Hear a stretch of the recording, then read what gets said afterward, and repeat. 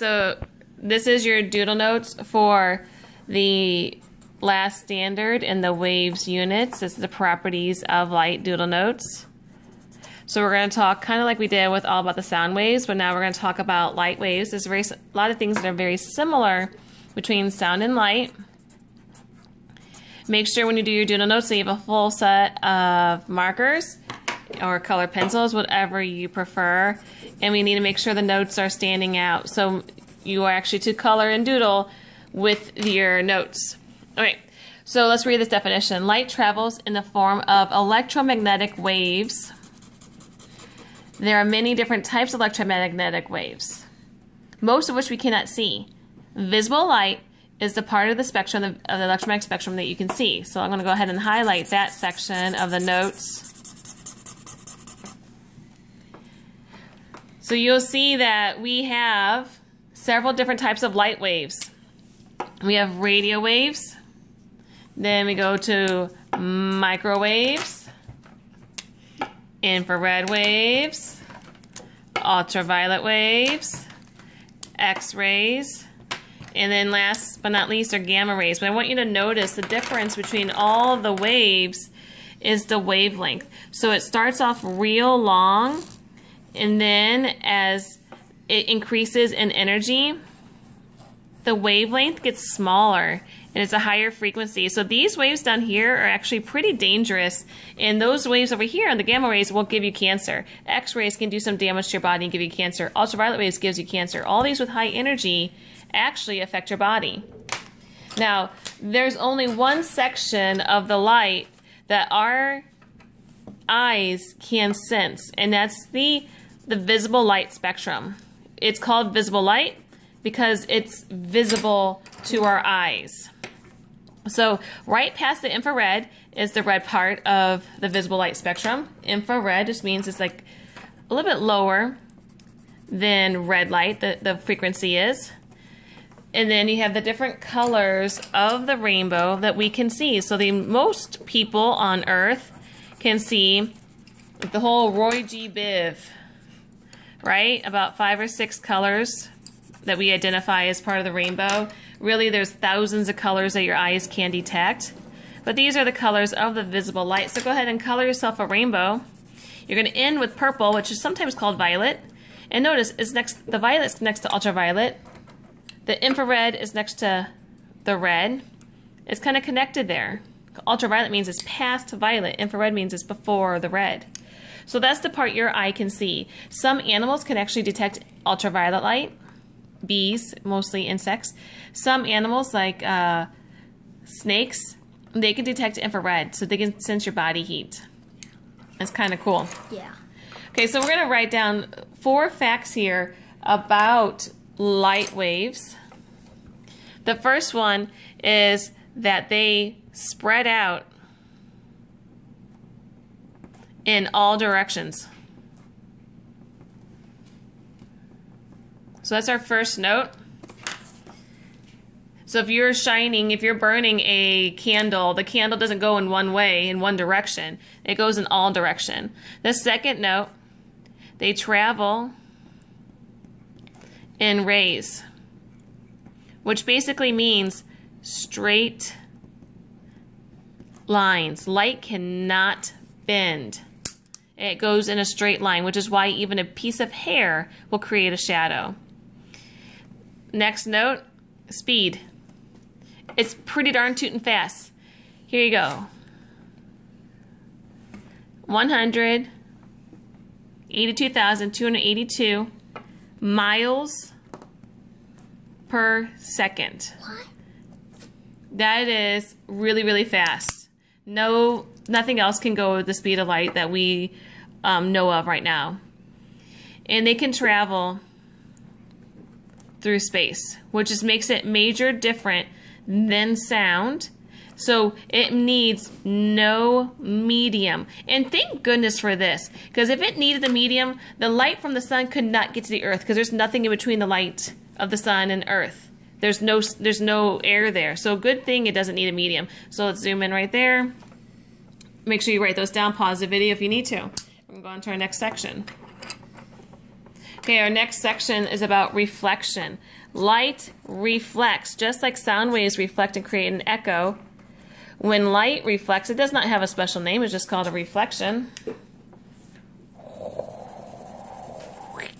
Okay, so you can see here we have an iron, or I guess it could be a boat, maybe that's a mirror, and it's reflecting off the mirror. So you see not just one boat, like this original one here, but you see a subsequent boat, a second boat down below.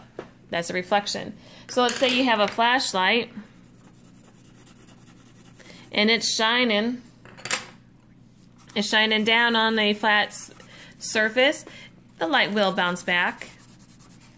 And that angle does match. You're going to watch a video later about the angles of light as it hits it and angle as it bounces back. So here's our mirror, a flat surface reflecting the light. So here's our definition of reflection. The way light interacts with an object is dependent on the frequency of the light and the nature of the atoms in the object. So not all surfaces will create a reflection, but many flat, smooth surfaces do. And even though this paper looks smooth, I cannot see my lovely face, and you cannot see my lovely face in it, because at the atomic level, the level of the atoms, it's not perfectly smooth. So we're thinking things that create reflection would be like mirrors, water, windows. Those are things that create a reflection. So in this area right there below, you need to go ahead and doodle yourself an example that you see when you look at it, you see a reflection of yourself. So in this area there, you should be doodling a reflection. It should be something where you can see the original image and the subsequent image, the reflected image. So I'm going to go ahead and draw my picture, and it's going to be, oh, it's going to be glorious. I'm looking forward to having some spring break coming up, and maybe if my kids had spring break the same time I have spring break, we can all go to a lake with some trees, and then we can look at this lovely lake. Look at that, gorgeous. And we can see the trees reflected in the water. And it'll be so calm and peaceful because there's no work, you know? It's just us and Mother Nature and maybe some random red bird. And we can see the red bird reflected right there. It looks like it could be red bird or it could be blood, I don't know.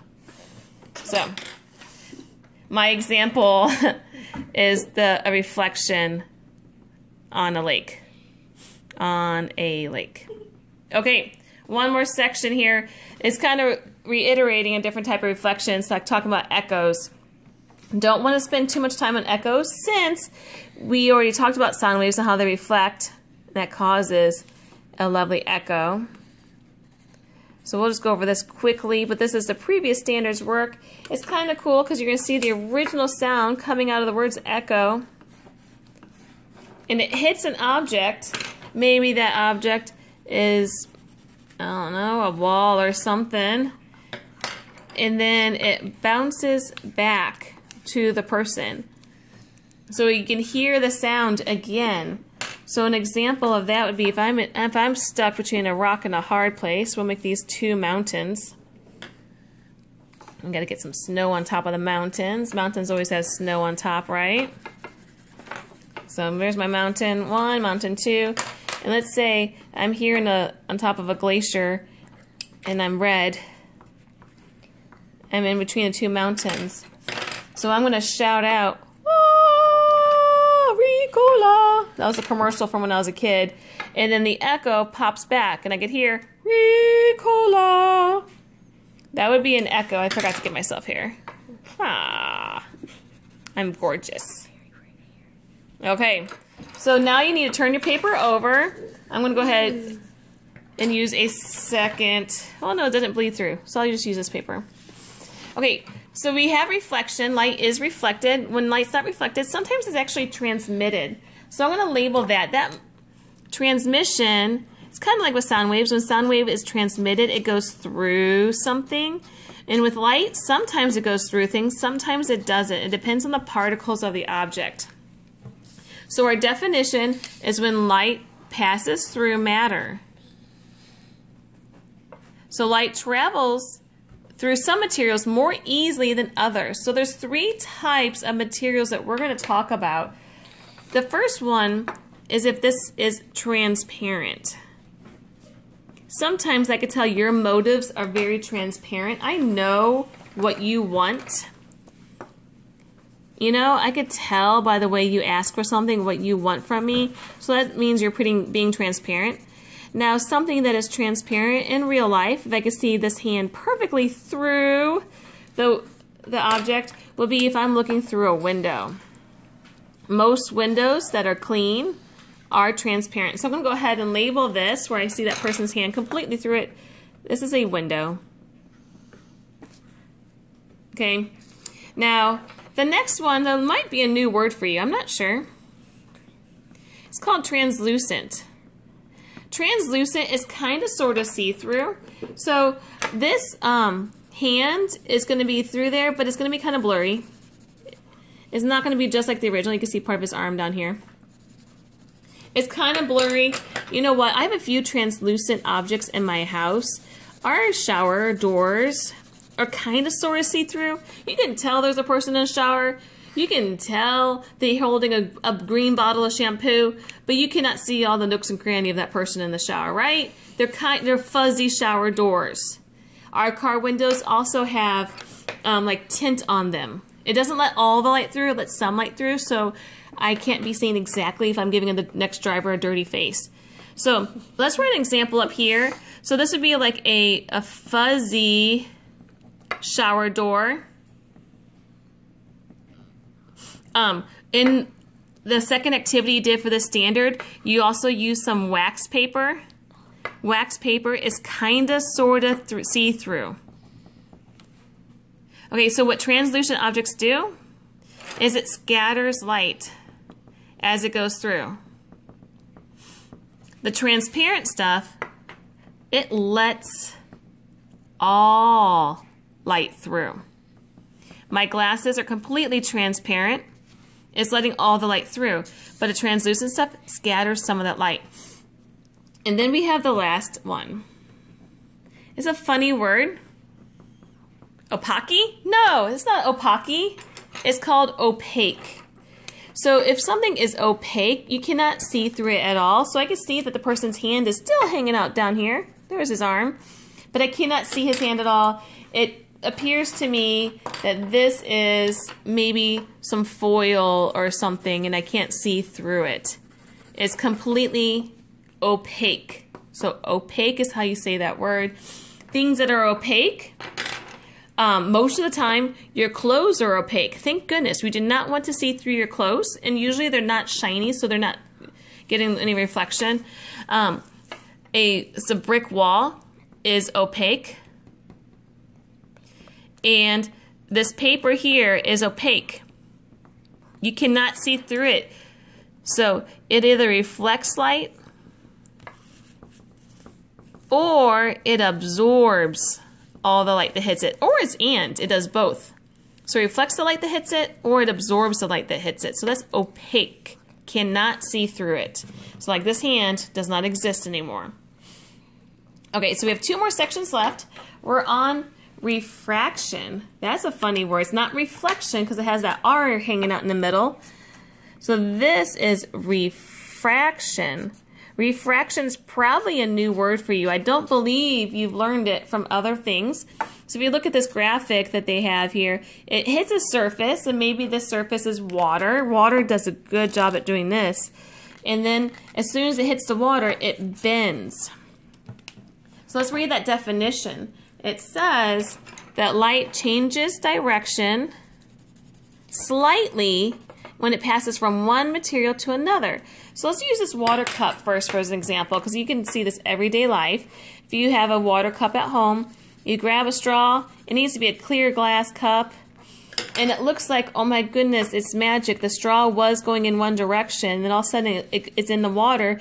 It sometimes looks magnified and bent. It's what makes it harder to just reach into water sometimes and grab something because it looks like it's in one spot, but really it's in a different spot. The light is bending and going a new direction. It kind of plays tricks on your eyes. So the direction of the bend has to do with whether the light speeds up or slows down when it passes through the material. It reminds me of when my kids were learning to ride their bikes, and sometimes they would go from the sidewalk to the grass, and that slows them down and they would veer off course.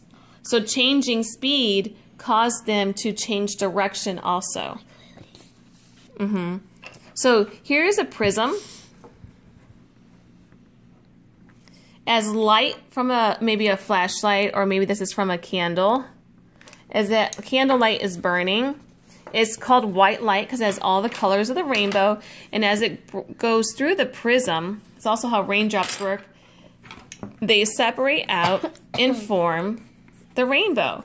So sometimes you'll see with prisms, you can see a rainbow through it, or you can see through a raindrop, you'll see a rainbow form. That's because the light that's going through that raindrop is being separated by the different colors, the different wavelengths. So that's refraction when light is bent. So here, let's think about this. I'll write it in a bright color. Let's use pink. The light was going through air here, and then it started to bend when it was going through the glass prism. So the light was going, and this one over here, the light was going in the air, and then it started to bend when it entered the water. So it's a new medium that causes it to bend. Okay, last one, absorption. So absorption is the last thing that light can do. Light can be reflected. Light can go through things, transmitted. Light can refract, or light can be absorbed by an object. So if we look at this graphic here, it's hitting this surface, and this surface is sucking it all in. It's absorbing it all. Okay?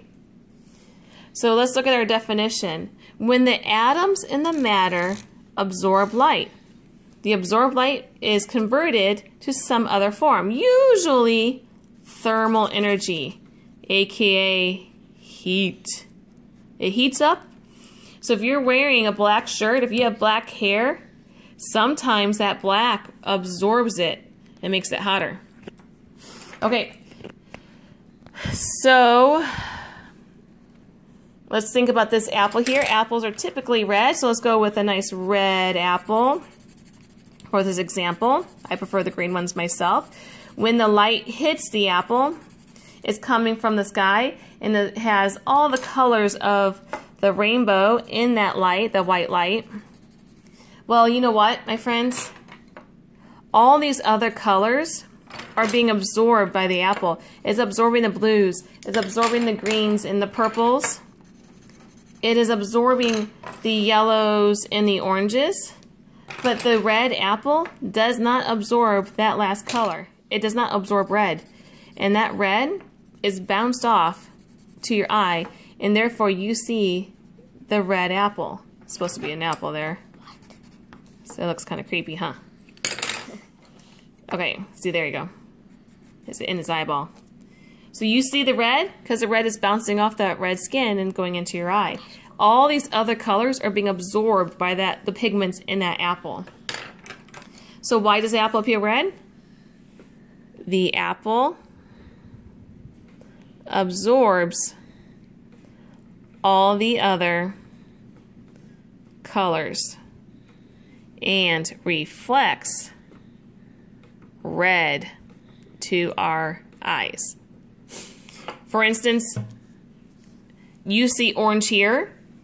Every other color from my light is being absorbed in this little arrow, but your eyes are seeing the orange that's bouncing off the colored pencil there. So what color you see is the color it's bouncing off. So a yellow color pencil, yellow is bouncing off to your eyes. Every other color is absorbed here. If you see a blue marker, the blue is bouncing off into your eyes. So whatever color you see is what's entering your eyes. Okay, that's it for your doodle notes. Please put away your markers and place this into your notebook. And we hope you have a good day. Bye-bye.